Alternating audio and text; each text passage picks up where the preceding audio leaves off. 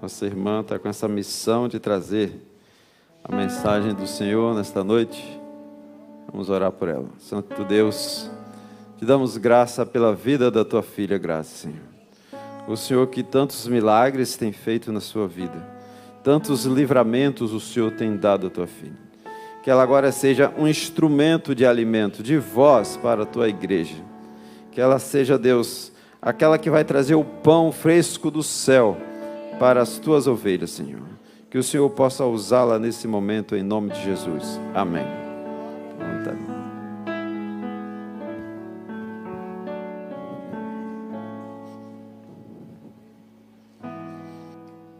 Amém, irmãos, graça e paz. Estou aqui.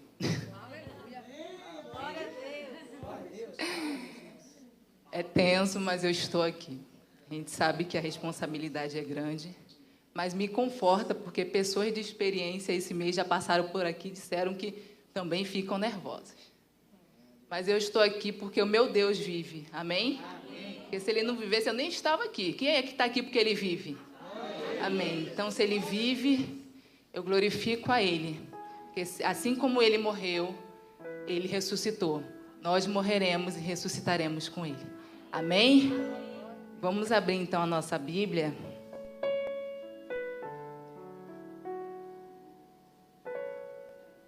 No livro de Atos.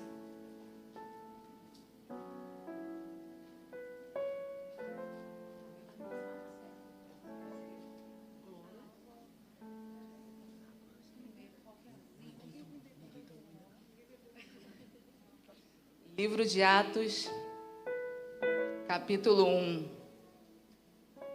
a partir do versículo 4. Amém? Atos, capítulo 1, versículo 4, que diz assim: E comendo com eles, determinou-lhes que não se ausentassem de Jerusalém, mas que esperassem a promessa do Pai, o qual disse ele, de mim ouvistes. Porque João, na verdade, batizou com água, mas vós sereis batizados com o Espírito Santo, não por muitos dias depois daqui. Então os que estavam reunidos lhe perguntaram: Senhor, será este o tempo em que restaures o reino de Israel? Respondeu-lhes: Não vos compete conhecer tempos ou épocas que o Pai reservou pela sua exclusiva autoridade. Mas recebereis poder ao descer sobre vós o Espírito Santo. E sereis minhas testemunhas, tanto em Jerusalém como em toda a Judeia e Samaria e até os confins da terra. Ditas estas palavras, foi Jesus elevado às alturas à vista deles, e uma nuvem encobriu dos seus olhos. E estando eles com os olhos fitos no céu, enquanto Jesus subia, eis que 2 varões vestidos de branco se puseram ao lado deles e lhe disseram: Varões galileus, por que está olhando para as alturas? Este Jesus que dentre vós foi assunto ao céu, virá do mesmo modo como viste subir. Então voltaram para Jerusalém, do monte chamado Olival, Monte das Oliveiras, que dista daquela cidade, tanto como a jornada de um sábado, a distância de 1 quilômetro de distância, mais ou menos.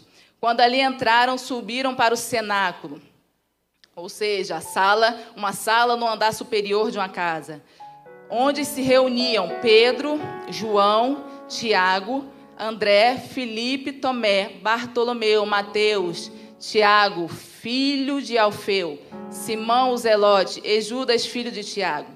Todos estes perseveravam unânimes em oração, com as mulheres, com Maria, mãe de Jesus, e com os irmãos dele. Amém? Amém. Irmãos, já sabemos que estamos no mês da juventude e que hoje é o último dia, o último domingo. E a juventude escolheu um tema bem desafiador: incendeia. Onde eles escolheram como divisa o capítulo 2 de Atos, o versículo 17, onde o capítulo 2 de Atos ele trata exatamente do derramamento do Espírito Santo.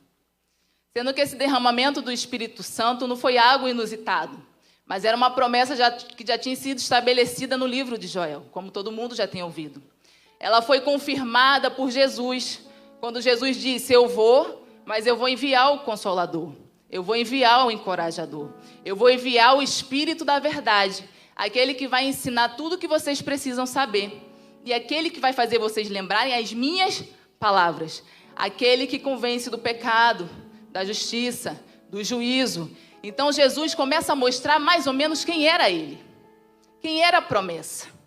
Jesus então ratifica, confirma uma promessa já estabelecida em Joel. Em Atos 2, a gente vê exatamente esse derramamento do Espírito. O texto diz que de repente estavam os discípulos reunidos quando começou um som como de um vento impetuoso. E a casa foi cheia do Espírito Santo. Foi descido como fogo, línguas repartidas de fogo, distribuídas em cada um. E cada um começou a falar em outras línguas. E iam falando conforme o Espírito ia concedendo.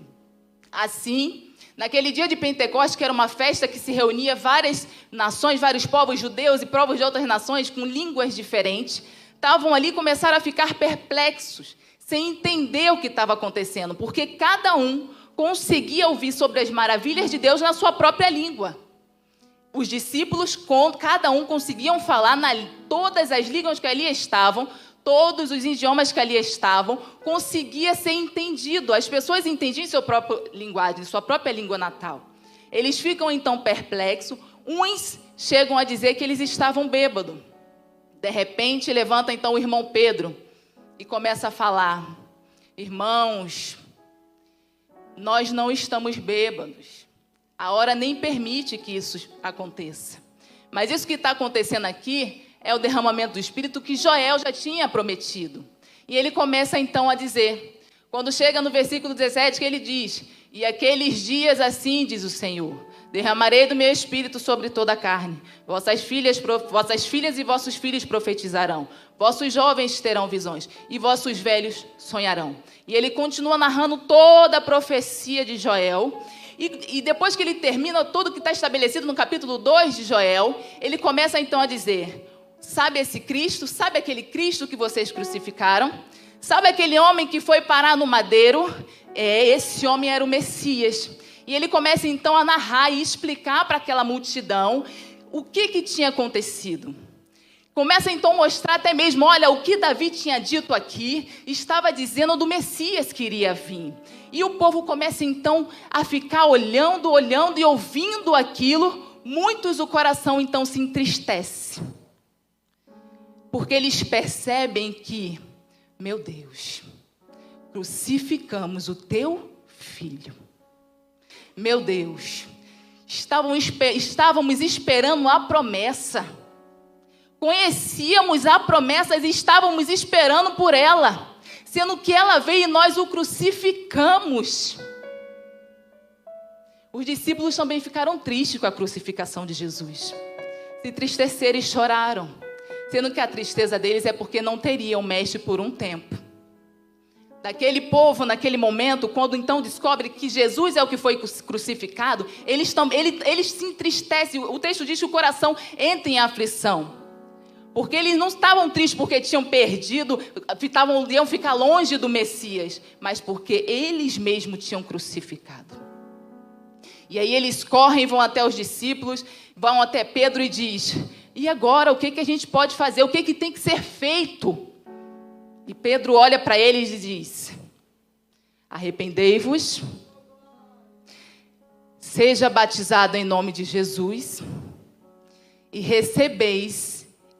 recebereis o dom do Espírito Santo.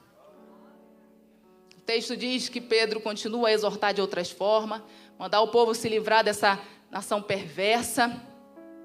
E o texto diz que naquele dia, cerca de 3.000 pessoas, perto de 3.000 pessoas se renderam, receberam a palavra.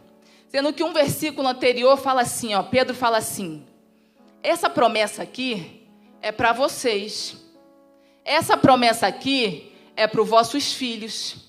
Essa promessa aqui é para o filho dos vossos filhos. Essa promessa aqui é para os que estão longe, ou seja, aqueles que nem estão aqui, que nem fazem parte disso aqui. É para aqueles que ainda vão nascer. A promessa então é para quem? É para todos que Deus chama. E ele termina então o versículo, o capítulo 2, já finaliza mostrando como é que desencadeou então o crescimento da igreja, que começa dizendo que a igreja perseveravam então unânimes em oração, no partir do pão, no dar graça. E enquanto isso acontecia, o Senhor ia acrescentando vidas e mais vidas. Muito bonito o capítulo 2 de Atos. Muito forte o capítulo 2 de Atos. Sendo que a gente olha o capítulo 2 de Atos, ou a gente vê como algo muito distante para nós, ou a gente vê como algo que ficou lá, só foram para eles. Ou tem gente que fala assim, como é que eu posso viver Atos 2? Sendo que olhar para Atos 2, somente olhar para Atos 2 e fixar somente no resultado de Atos 2, não me dá muita garantia. Por quê? Porque quem é que recebe uma medalha sem competir? Quem é que vence uma corrida sem se preparar e nem mesmo lá chegar? Tem como subir a um pódio se nem participar da competição? Não tem. Então, olhar o resultado, olhar para Atos 2 e fixar em Atos 2, sem entender o que precede ao acontecimento de Atos 2, não me leva a nada. Como assim, irmã? Não me leva a nada? Está dizendo que a promessa é para todos. É. Para todos que Deus chama. Sendo que entre o cumprimento da promessa, a gente leu no versículo 4... que Jesus disse o quê? Comendo com eles, determinou-lhes que não se ausentassem de Jerusalém, mas que esperassem a promessa do Pai. Então existe o quê? Uma promessa. Existe uma ordem. Existe uma palavra de ordem. E existe o quê que a gente vê em Atos 2? Um cumprimento. Mas entre uma palavra de ordem e um cumprimento, existe um processo. Então, Atos 2, ele é o cumprimento de uma promessa, não é? É. Porque como o irmão falou aqui, Deus não é homem para que minta e nem filho do homem para que se arrependa. Então, a promessa dele cumpre. Alguém duvida disso? Não. A promessa dele cumpre. Agora, a gente precisa saber quem é que entra na promessa. E entre a palavra de ordem e o cumprimento da promessa, existe o período da espera.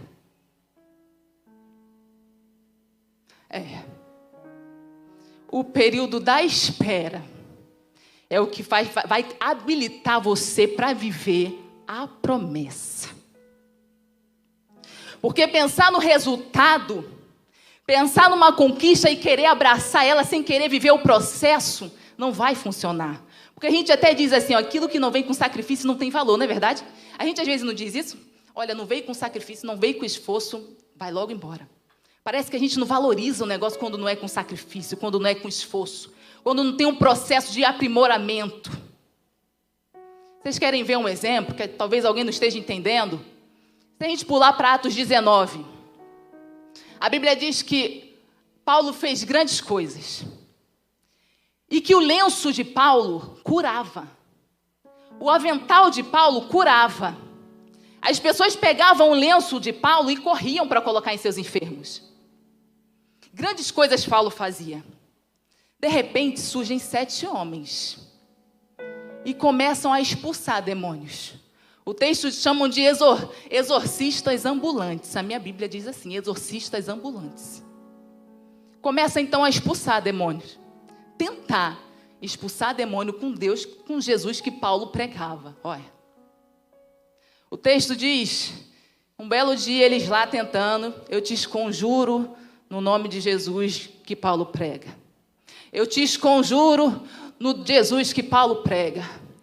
O diabo olha para eles, aquele espírito maligno, olha para eles e fala assim, ó, Jesus eu conheço. Paulo também eu conheço. peraí, que palhaçada é aqui? Quem são vocês? É como se o demônio estivesse dizendo assim, ó, eu estou tentando o tempo todo com Paulo e não vai. Eu conheço Paulo. Eu sei em quem Paulo está firmado. Eu conheço o Deus que Paulo prega. Eu sei quem é Jesus, ele passou por aquilo e diante dele eu me prostro. Agora vocês que estão aqui tentando me expulsar, eu te conjuro, eu estou brincando com ninguém. É como se o espírito maligno olhasse e falasse, eu estou aqui de brincadeira? Você acha que eu estou aqui brincando? Eu só me prostro diante de quem tem o mandato.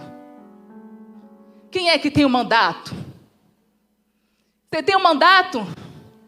Cadê a procuração? Jesus te habilitando para fazer isso? Cadê? Tu está representando quem?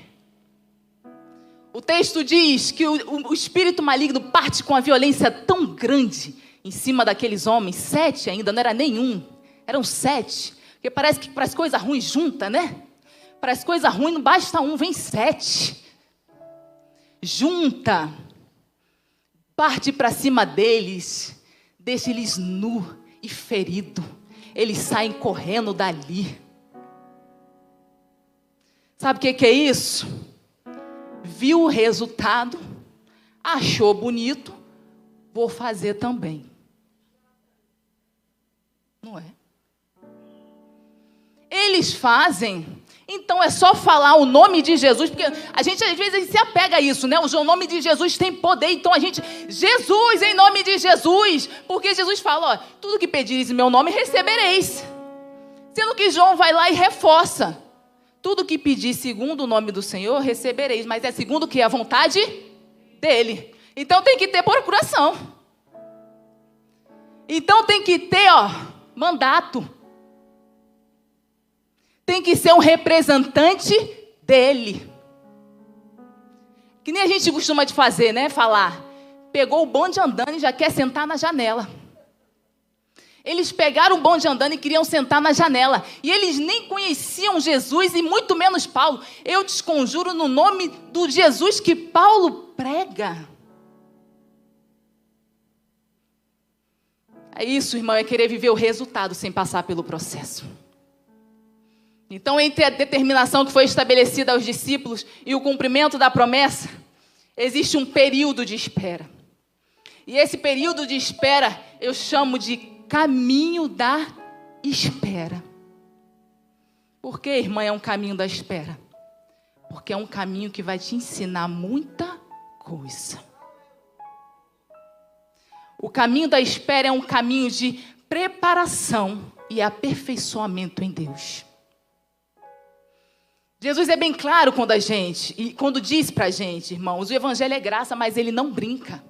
Jesus fala assim, no mundo tereis aflição, mas tende,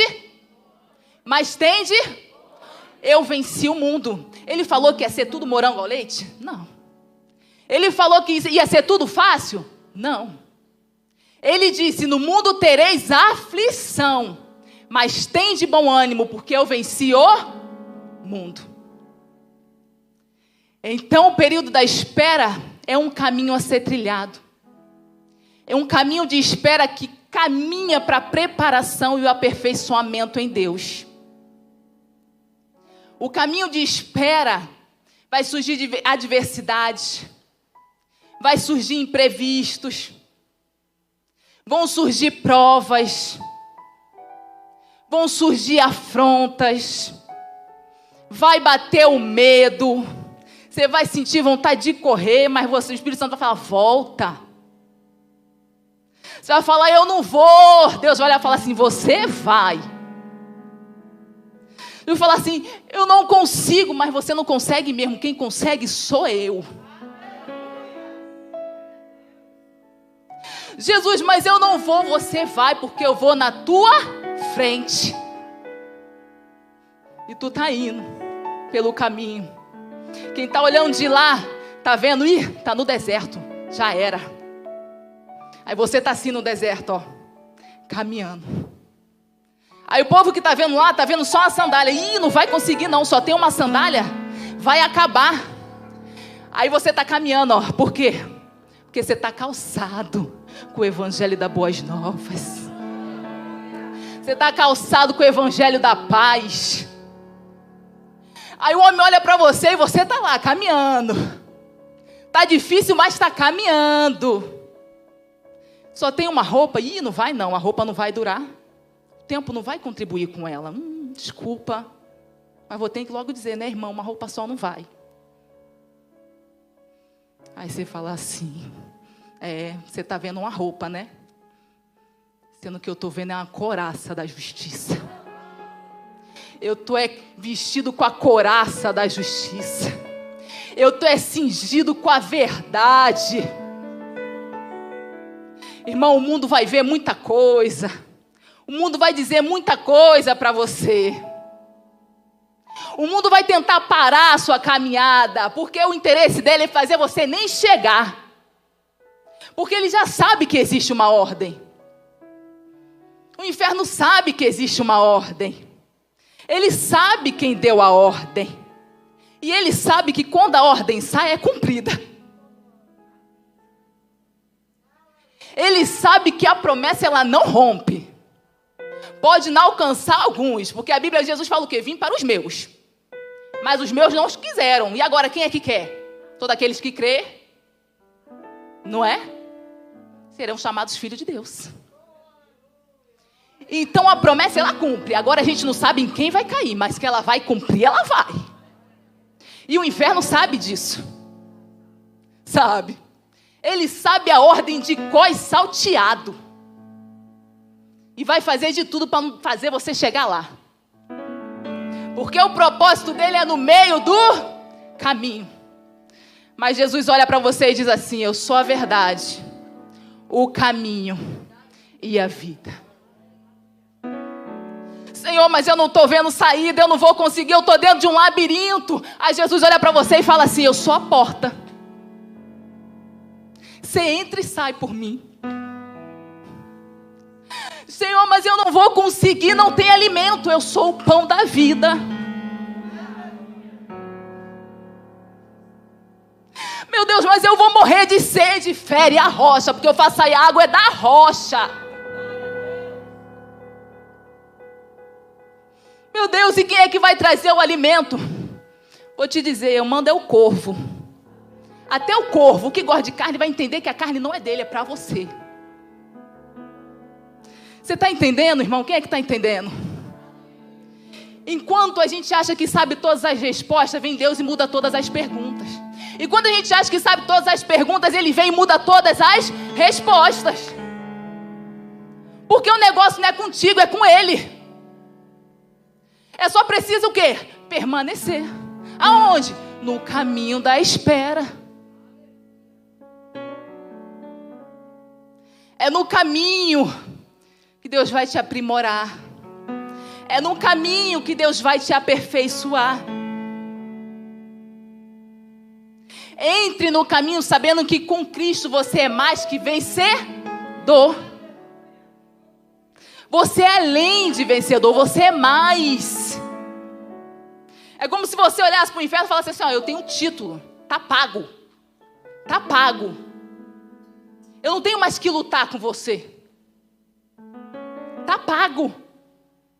Ele venceu e eu venci nele. Ele venceu e eu venci nele. O Senhor quer colocar em nós a armadura do céu, irmão. Deus quer colocar sobre você o capacete da salvação. Deus quer desembanhar, que você desembanhe a espada da palavra. Deus coloca sobre você o escudo da fé. Deus te veste com armaduras celestiais. Ah, irmã, por que eu estou numa guerra? Tá numa guerra. Tá numa guerra. Mas nessa guerra não tereis que pelejar, diz o Senhor. Eu pelejarei por vós. O que ele disse? O que Moisés olha para Israel e fala: Israel, Tu tá vendo o faraó vindo? Tá vendo aquela tropa toda lá? Tá vendo aquilo tudo? O povo de Israel olha e se amedronta e fala, era melhor morrer no Egito. Será que não tinha cova lá para morrer? A gente teve que vir para morrer nesse deserto. Aí Moisés olha e fala, aqueitai-vos e vê o livramento de Deus na tua frente. Aqueitai-vos e vê o livramento de Deus na tua frente. Nessa guerra não tereis que pelejar, o Senhor pelejará por vós. Deus olha para Moisés e fala, Moisés está clamando a mim por quê? Mesmo que ele tinha dito assim, ó, Moisés, eu não já tenho uma ordem? Não já existe uma palavra estabelecida? Moisés, não já tem uma promessa? Eu não tirei o povo porque eu disse que ia tirar o povo do Egito, eu não disse que ia tirar o povo da escravidão. É o que, Moisés? Usa a vara e manda que o povo marche. Marche. Qual é a ordem? A ordem é para marchar. Mas Faraó está vindo. Marcha. Pelo amor de Deus, que eu cuide de Faraó.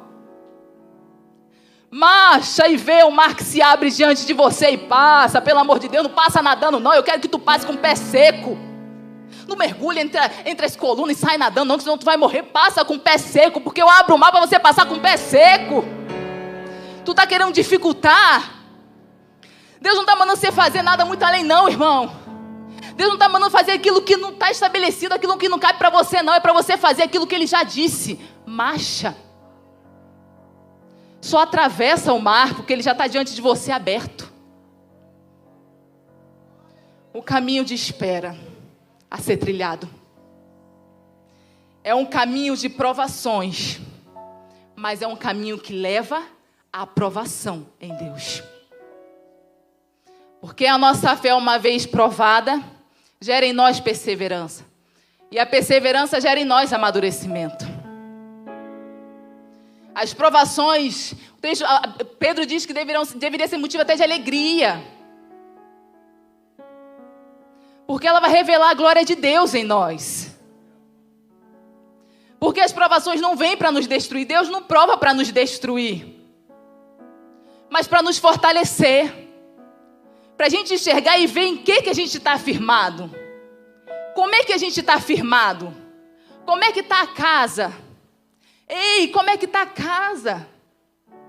Porque quando a gente olha, a casa é bonita, é habitável. O texto não diz que a casa não dava para morar. Era uma alicerçada sobre a rocha e uma sobre areia. Mas eram duas casas, bonita e habitável, normais. Sendo que quando é que a gente descobre o fundamento da casa? Quando vem o quê? A tempestade. Quando vem a tempestade te mostra em que sua casa está firmada. Se é sobre a rocha ou sobre a areia. Sobre a rocha ela pode balançar, mas não cai. Sobre a areia ela é levada. Ela é espalhada. Mas ela não é espalhada porque Deus quer olhar para você e ver você destruído, não. Ele quer que você veja em que você está firmando. Que tipo de material que você está utilizando no fundamento dele. E ele te salva. E ele te mostra para te dar vida. E ele te mostra para te trazer luz. Olha, você fez assim o tempo todo, sendo que agora eu quero que você faça assim. Não é como você quis. Porque a rocha é o secreto, irmãos. O texto diz que teve que cavar para poder achar a rocha. Sendo que a rocha, o alicerce na rocha, é aquele que ninguém vê. E às vezes a gente se preocupa só com o quê? Com a fachada da casa. Não é verdade? Porque as pessoas vão ver e a gente não quer fazer feio. Não é? Sendo que Deus fala, eu não quero fachada. Eu não quero aparência. Eu quero casa que resiste à tempestade. Eu quero casa firmada em mim, que sou a pedra angular. Eu quero que você levante e creia no Deus que você serve. Eu quero que você firme a sua fé em mim. Se ela é pequena, eu quero que ela cresça. Irmãos, Deus é tão lindo que Ele não deixa a gente enganado. Às vezes a gente fica revoltado, né? Por que está acontecendo isso? Por que veio isso? Aí Deus fala, preste atenção no que está acontecendo. Eu quero tratar outra coisa. Eu quero entrar em outra área. Se eu falasse direto, você ia falar que nada a ver. Aí eu tenho que mostrar para você de outra forma. Eu tenho que te chamar para perto de outro jeito. E a gente fica assim, por que, Senhor, isso? Para que isso? Eu sou tão assim, eu sou tão assado. Deus fala, ó, não é não. Eu quero mais de você. Porque ser próximo não é ser íntimo. Proximidade não garante intimidade. Não é verdade? E às vezes a gente se contenta em ser próximo. Sendo que Deus quer os íntimos. A Bíblia diz que Jesus vai orar. E quando chega no local, Ele fala para uns discípulos assim, ó, fica aqui, que a gente vai ali orar. Ou seja, Ele só diz o necessário. E Ele fala assim, vem comigo, Pedro, vem Tiago, vem João. E aí Ele fala para os discípulos, Pedro, Tiago e João, vamos orar comigo. Meu coração está aflito. Para os íntimos, Ele mostra os mistérios do coração dele. Para os íntimos, Ele revela os seus segredos. A Bíblia diz, o Evangelho mostra que existia um discípulo amado. Então, que o discípulo amado é ele mesmo que fala dele mesmo. Porque ele sabia que ele era tão íntimo do Mestre, tão íntimo, que ele se sentia íntimo mesmo, e todo mundo achava, Jesus nunca tinha dito, você é meu preferido, não. Mas o relacionamento dele com o Mestre era tão íntimo, que ele deixava transparecer e deixava todo mundo a entender. Sendo que sempre quando Jesus ia para uma intimidade, ele levava quem? Pedro, Tiago e João, levava 3. Mas os íntimos, ele entrega os mistérios. Aí Pedro um dia chega assim e fala, João, ô João, estão ceando, começa a cenar, João, ô João, ei, pergunta para o mestre, quem é o traidor? Olha para Pedro. Acho que Pedro com medo de falar, porque uns versículos antes ele tinha recebido um apartai-vos de mim, Satanás. Pedro todo com medo. João, ô João, pergunta aí, João. Fala quem é esse traidor que ele está falando aí, vai. Aí João faz o quê? Na mesa. Encosta a cabeça no peito de Jesus. Mestre. Ô mestre. Quem é mestre, esse traidor? Engraçado que Jesus não fala assim, não, é segredo, não. Oxe, João, que é isso? Não. Fala assim, João, é aquele que eu molhar o pão e botar na boca. Aí João faz o quê? Espalha? Não, João, ó. Adiantou o quê, Pedro, pedir? Mandar João? Nada. Ficou sem saber do mesmo jeito. Porque o texto diz que o Judas, quando ele molha o pão e dá para Judas, ele fala assim, vai fazer o que você tem que fazer. Judas levanta. Aí o texto diz que ninguém entendeu o que aconteceu. Achou que Judas foi comprar pão, mantimento. Aí adiantou Pedro mandar João. Se Pedro fosse, será que Jesus não ia dizer? Ia, irmão. Porque Pedro também era íntimo dele, sendo que Pedro era cheio de respaldo. Porque às vezes ele falava umas coisas um pouquinho nada a ver, não é verdade? E aí ele ficava com medo.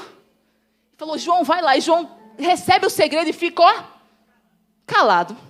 Aposto que Pedro ficou lá, e aí, João, e aí? Ele, eu não sou fofoqueiro. João, pelo amor, fala aí, João. Eu não, o mestre só contou para mim. Se ele contou para mim é porque ele não queria que ninguém soubesse. Não é assim? Quantas vezes a gente fala assim, irmã, ora por mim lá, pelo amor de Deus, que tua oração bate reto. Não tem gente que a gente fala assim, irmã, ora por mim lá, pelo amor de Deus, que tua oração tem poder.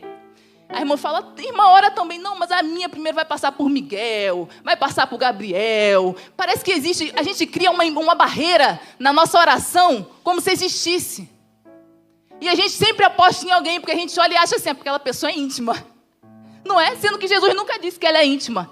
Porque a gente olha e acha é íntima. Porque a gente prefere correr atrás dos íntimos do que ser íntimo. Sendo que Jesus te chama para ser íntimo, vem. Jesus fala, eis que estou à porta e bato. Tem gente que gosta de receber Jesus na porta. Fala pela janela, fala com ele ali mesmo. E por ali fica. Mas tem gente que abre. E Jesus entra e ceia com ele. Jesus fala, eu quero ceiar contigo. Eu quero revelar para você os meus mistérios. Eu quero contar para você os meus segredos. O que Jesus disse para os discípulos? Olha, eu já não chamo mais vocês de servos, eu chamo vocês de amigo. Porque vocês já sabem tudo que o Pai tem me dito, eu tenho revelado tudo a vocês. Irmão, vamos parar de nos contentar com pouco. Sendo que Deus faz questão e Ele quer demonstrar o muito para a gente. Deus quer trabalhar com a linha de intimidade grande. Deus não quer que a gente vá buscar longe, não. Deus quer que você se ajoelhe no seu secreto. Deus quer que você busque no seu secreto. E o Pai que te vê em secreto te recompensará. Sendo que esse texto é impressionante que a gente está orando. O que deveria dizer? O Pai que te ouve. Sendo que não, Ele te vê. Porque às vezes o que você fala não condiz com o que você vive. E Ele não fixa tanto no que você fala. Porque o que você fala, Ele já sabe que é o que você quer. Ele já sabe o que você precisa, Ele já sabe. Mas agora a tua vida precisa ser mudada. Ele vê o teu coração. Ele vê o teu caminhar. Ele reconhece sim as suas dores. Mas Ele precisa que você seja tratado por Ele. Deus quer trazer você para perto. Vem para perto. Vem ficar perto de mim. Eu disse que não deixaria vocês sozinhos. E não deixei, o meu Espírito está aqui. Eu estou aqui. Pentecoste não foi um dia isolado, não. O mesmo Espírito que estava lá está aqui. Porque Pedro diz, recebereis o quê? O dom do Espírito. Então se você recebe o dom do Espírito, vem o Espírito e tudo que Ele tem, meu irmão. Vem com tudo que Ele tem e Ele vai manifestando em você conforme Lhe agrada. Conforme agrada Ele, Ele vai manifestando em você. Ele vai fazendo em você segundo a vontade dEle, a sintonia que você está com Ele para receber aquilo que Ele tem para te mostrar. Mas às vezes a gente fica preso tanto àquilo que a gente sabe fazer. Até mesmo o nosso dom ou talento. Às vezes a gente olha e fala assim, não, eu prego, não vou louvar. Não, irmã, eu só prego. Aí Deus bota alguém diante de você e quer que você ore.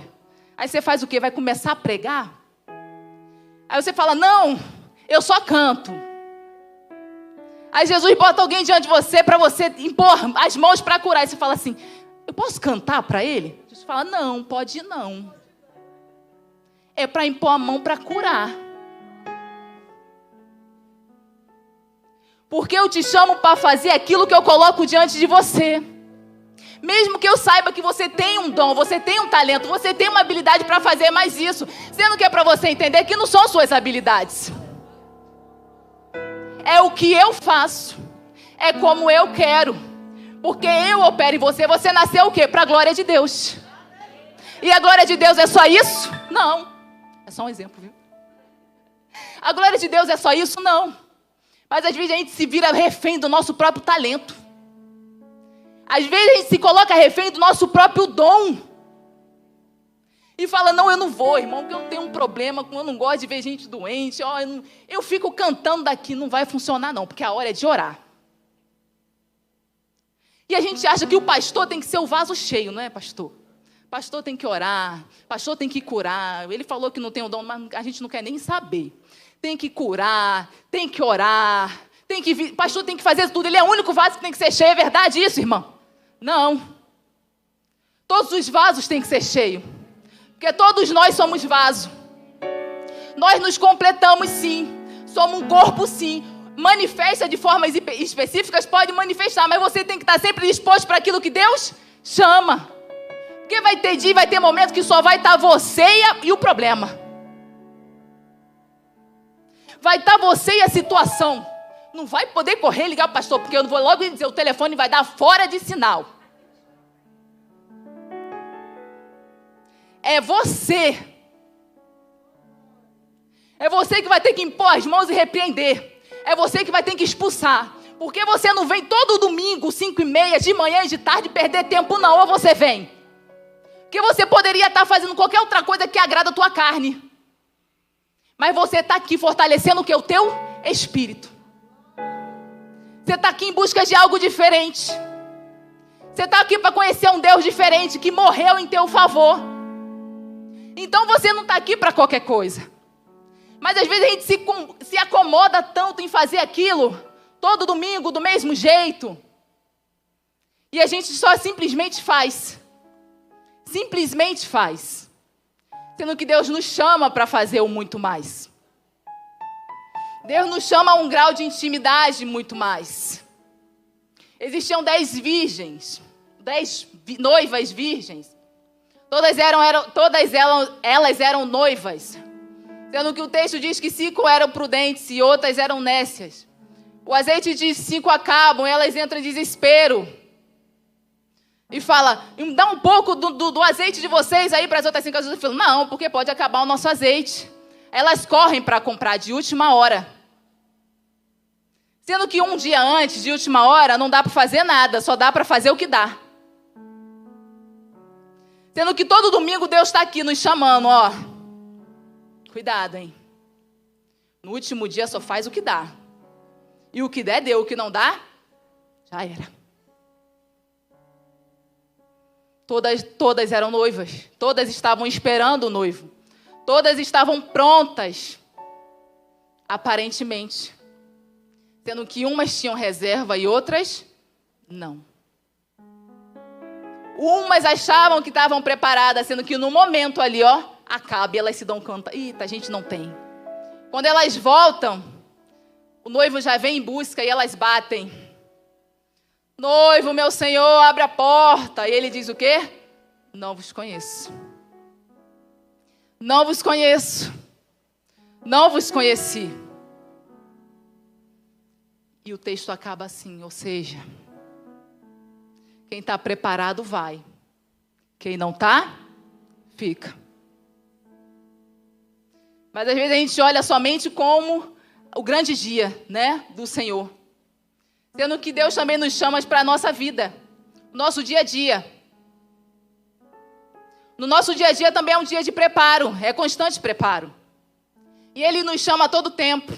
A todo tempo Ele tem nos chamado e a gente tem recuado. Não, Senhor, agora não, isso não. Não, meu Deus, agora não, isso não.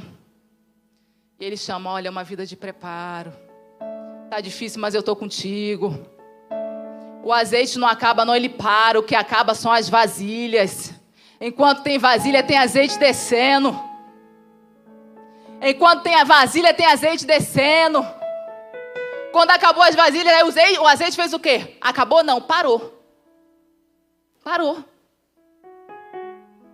Então quer dizer o quê? Enquanto tem vaso, tem azeite. E o Senhor está derramando o azeite dele. Enquanto tem vasos que falam, Senhor, eu sou de barro. Eu sou pequeno, mas eu sou teu. Senhor, eu sou frágil, mas eu sou teu. Conserta, Jesus, o teu vaso. Arruma as rachaduras. Tem gente que prefere, que nem o teatro que as meninas fizeram, jogral. Adorna o vaso.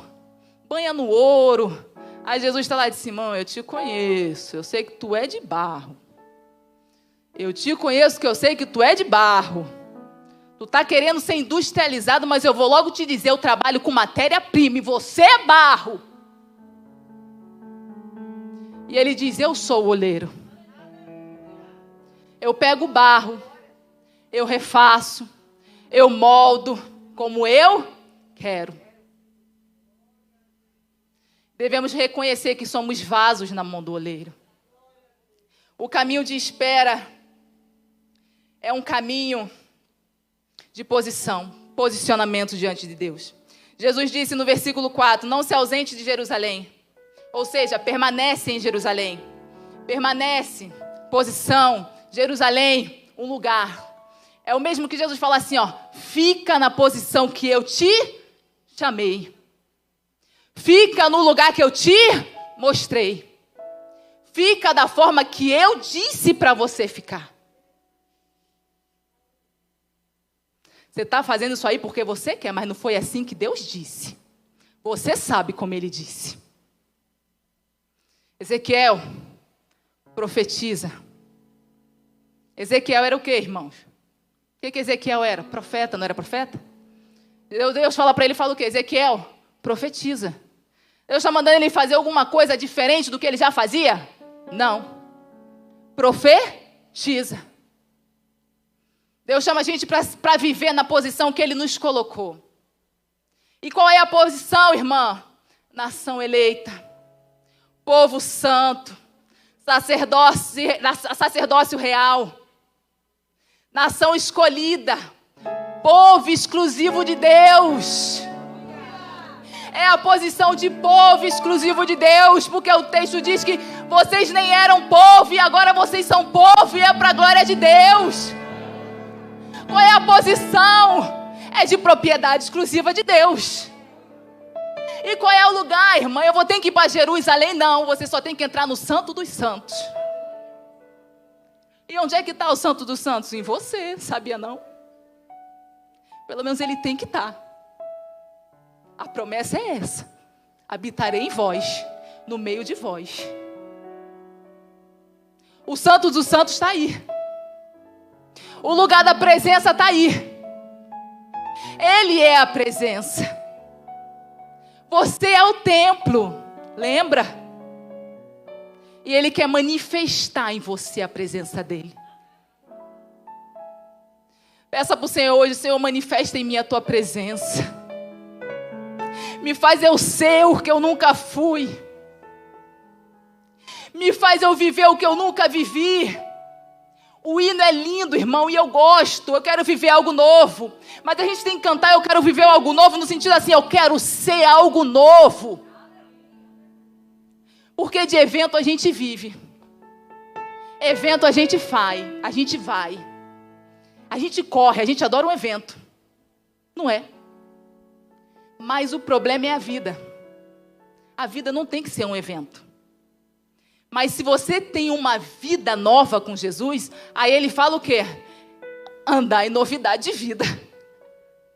Com Jesus você anda em novidade de vida. Aí a gente vive um algo novo o quê? Todos os dias. Porque todos os dias vivemos a palavra do Senhor, que é o quê? Viva e eficaz. Todos os dias vivemos algo novo com o Senhor. Não nos contentamos com a réplica do mundo, porque a Bíblia também diz que nada no mundo é novo, nada debaixo do céu é novo. Mas Jesus fala assim, em mim tem como viver em novidade de vida, eu tenho boas novas. Então se Ele tem boas novas, o mundo tem réplica. Você quer o quê? A novidade ou a réplica? E às vezes a gente se contenta em viver com repetição, com cópia que o mundo dá. Com réplica do mundo. Ele fala assim, eu quero te mostrar algo novo. Eu quero trazer algo novo para a tua vida. Tu não está entendendo, não. Tu está achando que isso é bom? Imagine na minha presença. Imagine a glória da minha presença.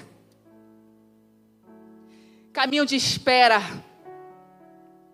É um caminho de espera à promessa. De tudo que eu falei aqui, se nada ficar na sua cabeça, só grave isso. O caminho de espera, o trajeto da espera é o caminho da promessa. De espera à promessa. Irmão, o diabo ele vai tentar de tudo para querer destruir este caminho, impedir que você chegue ao cumprimento da promessa. Ele vai tentar roubar a palavra da tua mente. Ele vai fazer com que você não entenda. Ele vai fazer com que você esqueça. Sendo que Jesus fala assim, vou enviar aquele que vai te ensinar todas as coisas. E vou enviar aquele que vai te fazer lembrar todas as coisas. Porque se você sai da palavra, se você sai da promessa, o resto fica fácil. Porque você fica todo, desestabilizado. Gênesis 2, o momento de Eva com a serpente. O texto diz que a serpente era a mais sagaz dos animais. E olha o que o texto vai dizer. Mas a serpente mais sagaz que todos os animais selváticos que o Senhor Deus tinha feito, disse à mulher: é assim que Deus disse? Não comereis de toda a árvore do jardim? Sendo que Deus não tinha dito aquilo. Deus tinha dito assim, no capítulo 16, do versículo 2. E o Senhor lhe deu uma ordem: de toda a árvore do jardim comerás livremente, mas da árvore do conhecimento do bem e o mal não comerás, porque no dia em que dela comeres, certamente morrerás. Aí a serpente vem: não pode comer não das árvores do jardim, não? Aí Eva: não, pode comer de todas as árvores, todos os frutos. Só não pode comer daquela ali do meio. Ó para Eva. Aquela ali do meio, isso diz o quê? Eu não lembro a palavra toda. Ele falou alguma coisa assim: eu sei que é aquela ali do meio. Eu sei que é aquela árvore ali do meio. Aí a serpente sagaz, pegou.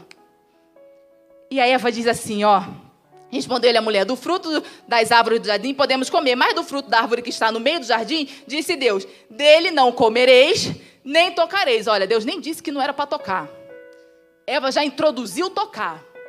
E ela diz: para que não morrais. Aí a serpente, sabendo que ela esqueceu de uma parte, diz assim, e disse a serpente à mulher: é certo que não morrerás. Não, menina, tu entendeu errado. Aí Eva assim, aposto que ela deve ter ficado olhando assim para... Irmão, estou conjecturando, viu? Olhando assim para a serpente.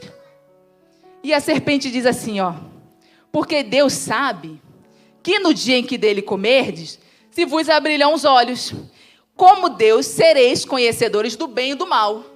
Aí Eva assim: eu ouvi alguma coisa sobre conhecedor do bem e do mal.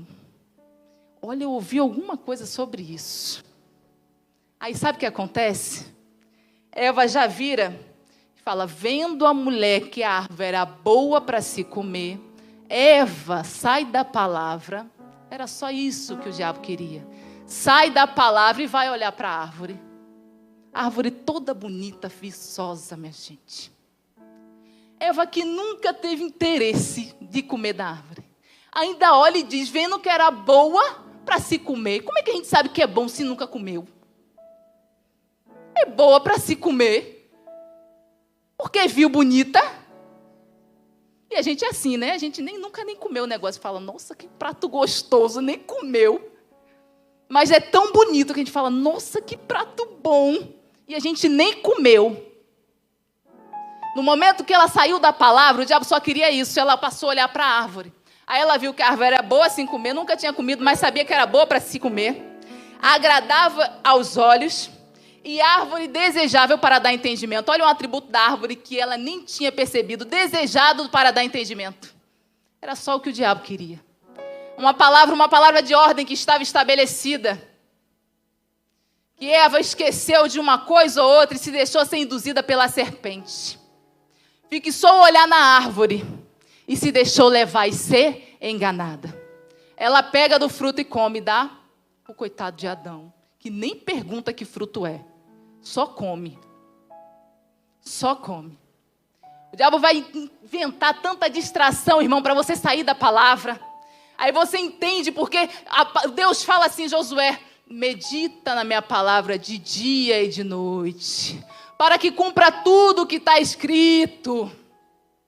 E você será próspero, viverá bem. Porque se a gente manuseia direito essa palavra aqui, a serpente não nos engana não, irmão. O diabo ele é tão focado nessa questão da palavra, porque ele veio com a palavra para tentar derrubar Jesus. Sendo que Jesus falou, nem só de pão viverá o homem, mas de toda a palavra de Deus. Então eu estou alimentada com toda a palavra de Deus. Não vem querer trazer versos para mim não. Não vem querer trazer alguns textinhos para mim não, que eu sei toda a harmonia disso aí. A palavra de Deus não vem para me confundir não, pelo contrário, ele vem para me esclarecer. Ela vem para me trilhar caminho, ela vem trazer uma verdade que eu não conhecia. E aí a gente derrota, irmão, o inimigo. O texto diz que Pedro vai caminhar ao encontro de Jesus. Ele começa a caminhar. O texto diz que, de repente, ele repara na força do vento. Pedro caminhando sobre o mar, irmão. Ele repara na força do vento. Então ele começa a submergir. Ele começa a afundar. Aí Jesus, o texto fala que ele prontamente estende a mão e ajuda Pedro. Não fala que ele estava correndo, não fala que ele vai logo depressa. Não, ele prontamente só estende a mão e levanta Pedro e fala assim: por que duvidaste? Foi reparar no vento? Eu estava na tua frente, tu estava reparando no vento? Tu estava indo ao meu encontro e tu está reparando no vento, na força do vento? Eu que tenho o controle do vento? Eu que mando no vento? Tu está com medo do vento, Pedro? O que Jesus quer nos dizer? Enquanto a gente ficar olhando para nossas circunstâncias, a gente não vai. Mas é preciso firmar na palavra, uma palavra que um dia nos foi estabelecida. Sabemos que estamos debaixo de uma promessa magna.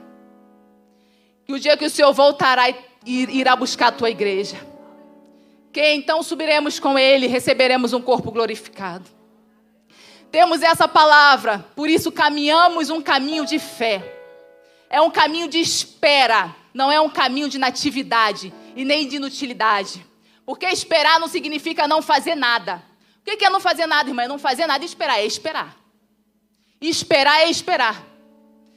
Eu vi um exemplo de um pastor falando, se você for chegar num ponto de ônibus 4 horas da manhã, você vê alguém lá esperando o ônibus, você vai olhar e falar assim: a pessoa não está fazendo nada, né?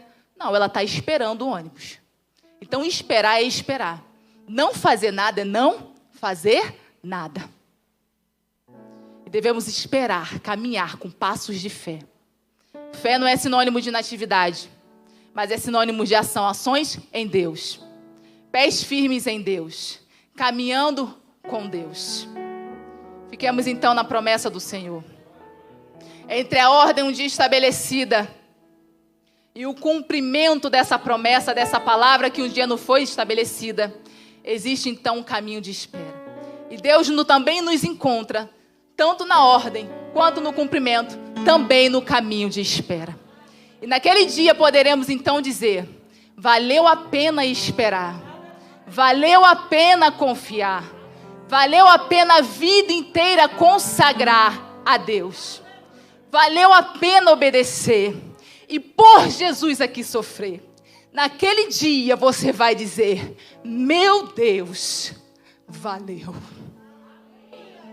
Amém.